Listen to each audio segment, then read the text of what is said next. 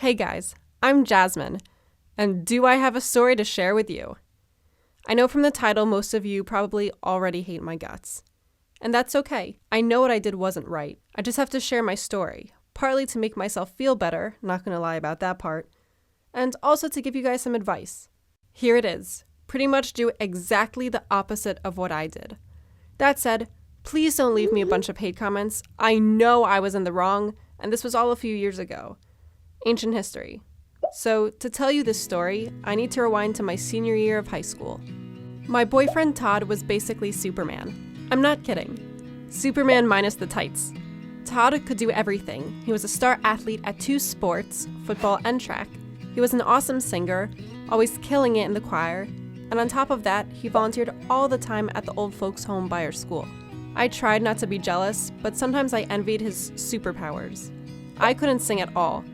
I played volleyball but wasn't any good, and somehow my homework always managed to take up enough of my life that I couldn't imagine volunteering on top of it.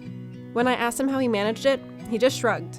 To him, it seemed easy, and he couldn't understand why everyone else just didn't start being productive and successful like him. So easy, right? You might be wondering a couple things. 1, did Todd ever sleep? And 2, how did he manage to make time for a girlfriend on top of all of that? The first answer, infuriatingly, is yes. He did make sure to get his 8 hours. Todd was even awesome at sleeping. He was out like a light when his head hit the pillow, and he woke up at 6 a.m. full of sunshine. As for the second question, having a girlfriend was the one thing Todd wasn't very good at. He always made plans with me, that's for sure. He would ask me out for coffee or invite me to go shopping at the mall. But then, like an hour beforehand, once I had already done my makeup and gotten ready to go, he would always text, "Sorry, something came up at the rest home," or "Sorry, something came up at track practice." He was always nice about it, and it was something different every time, but one thing never changed. Something would always come up, and it was more important to him than I was. Sometimes, against all odds, we'd actually get to go on a date, and it would be magical. Every second I spent basking in Todd's attention made me feel like I was a princess. But then I'd get home and sit in the dark and wonder when I'd ever get to feel that way again. So that was my relationship. It was my senior year of high school. I should have been happy and thriving, but instead I always felt sad. I spent so much time glued to my phone, hoping that Todd would text me or Snapchat me. I guess I felt neglected, even though it sounds stupid. I couldn't talk to anyone about how I felt because everyone had basically joined the Todd is Amazing club. I mean, Todd was amazing, obviously. He was the most popular guy in school and everyone was shocked that he liked me, even though they tried to hide it. I didn't want to tell any of them, not even my friends, that the relationship made me sad. I didn't know if they just flat out wouldn't believe me, or worse, they'd take Todd's side and I would become a social outcast. So I just kept my mouth shut. I didn't even journal about it. I'm not sure why. I think I felt embarrassed, like some part of me felt like if I was better in some way. Prettier, funnier, more successful. I don't know. Then I'd be more worthy of my boyfriend's time. I know that's an unhealthy way of thinking, but it's how I felt. This all went on for months. Yeah, I know I should have broken up with him. No one deserves to be treated like an afterthought. And people as busy as Todd shouldn't have to worry about holding down a relationship at the age of 18. It was clearly too much work for him to bother. Maybe you're wondering why I didn't just break up with him. It's simple. I really liked him. I'd had a crush on Todd for years before he asked me out. And I didn't want to close the book on the fairy tale I was chasing just to be lonely and single again. Also, Todd was insanely popular that I thought people would probably hate me for breaking his heart. And you know the drill. Social outcast. Back then, I was way too concerned about what people thought of me. Classic, insecure teenager. Around the time that I definitely should have broken up with Todd, I met George. George was a guy who worked at my dad's store. I talked to him a couple times, but one day I was hanging around there and we had a chance to actually talk. I ended up venting about all the stress in my life. Yes, even about Todd. I felt like a giant weight had been lifted off my shoulders. Even weirder, my heart was beating super fast and my face felt all hot. I wondered if George could tell I was blushing. Why was this guy making me feel like this? He wasn't anything like Todd. And then it clicked. George was nothing like Todd. He was just a normal guy working a crappy job to make money. He didn't look like a male model, couldn't pass for a movie star. George was like me. It made me feel so much better about myself. Until then, I hadn't realized how much I had been hating on myself. So that's why when George asked me if I wanted to go and grab some dinner, I said yes.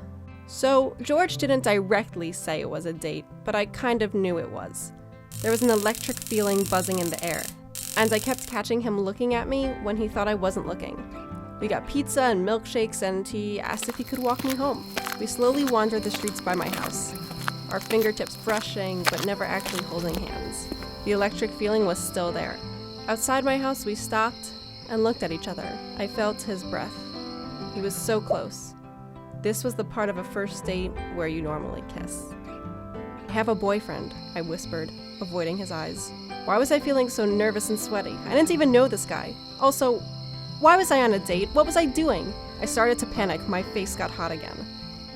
You don't have a good boyfriend, George replied. And I'd be a good boyfriend, but that's your call to make. Then he leaned in and kissed me on the cheek. It was so close to my mouth that I couldn't help but imagine he'd really kissed me. You know where to find me, he said, and then walked away without looking back. Somehow, I made it up to my room before I burst into tears. I felt disappointed in myself.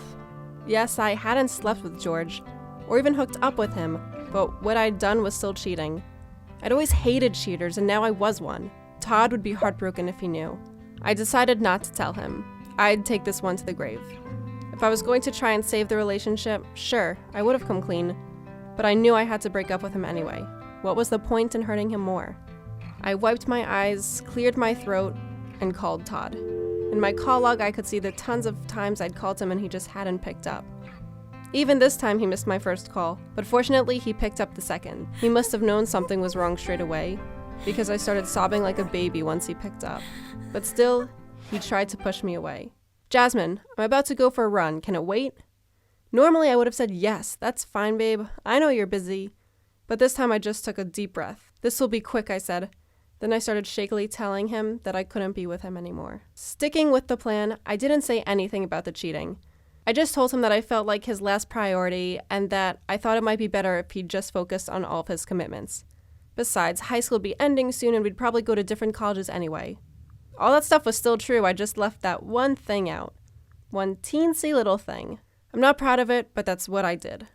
I know I'm going to get tons of comments saying it's terrible of me to break up with him on the phone. I know I'm a monster. But he'd already canceled the plans we had a couple of days from then, and I knew it would be centuries before I'd get to see him in person again. I just didn't want to wait anymore. I had to end it now. I apologized to him about 15 times before I hung up, and then I lay on my bed and cried until I didn't have any tears left. My poor, absorbent pillow was working overtime that day. The thing was, I knew Todd would be okay. He had a million friends, and a lot of them managed to hang out with him more than I did. I knew being popular was important to him. He'd never be as alone as I felt right now, and I was happy about that. Todd was a good person, but he wasn't a good person to date. Not to say I wasn't sad about the breakup. I was. A lot. I took the photo of me and Todd out of its frame on my bedside table and slipped it between two of the pages of one of my old journals. It was a chapter that I needed to close. I didn't talk to George for 3 weeks, outside of sending him a text the next morning saying that I needed some time, and I understood if he didn't want to wait around for me. I ate about 400 pints of Ben & Jerry's and caught up on an obscene amount of reality TV. Not proud of either of those things, but hey, I'm being honest here, right? I met up with Todd once to give back a hoodie of his that I'd borrowed. Well, stole. He gave me back some books that he'd borrowed. He said he never even read them, and he didn't have time to stay and chat because he had a choir meeting. I guess some things never change. Classic Todd.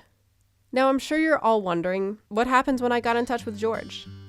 Well, we went on a few dates, but we never made it official. I know.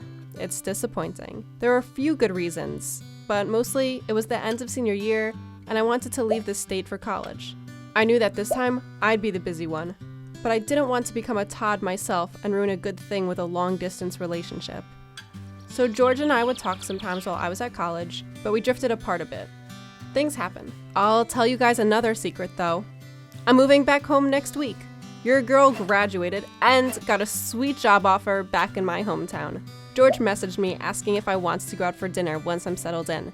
And you know what? I might take him up on the offer. Just kidding, I practically screamed yes! Well, that's my story, so far. By the way, to no one's surprise, Todd is doing just fine. At least from what I can see on Facebook. He recently got engaged to a girl he met at college. I don't think I had any lasting impact on his life. And yes, I obviously regret going on that one date with George while I was still with Todd. But I'm glad I didn't tell him. No good could come from that. Thank you for hearing me out, although I definitely don't expect anyone to think that what I did was okay. My piece of advice, if you're unhappy, don't cheat and don't lower your standards. Just leave. It will be hard in the moment, but one day you'll be glad you did it. You deserve to be happy.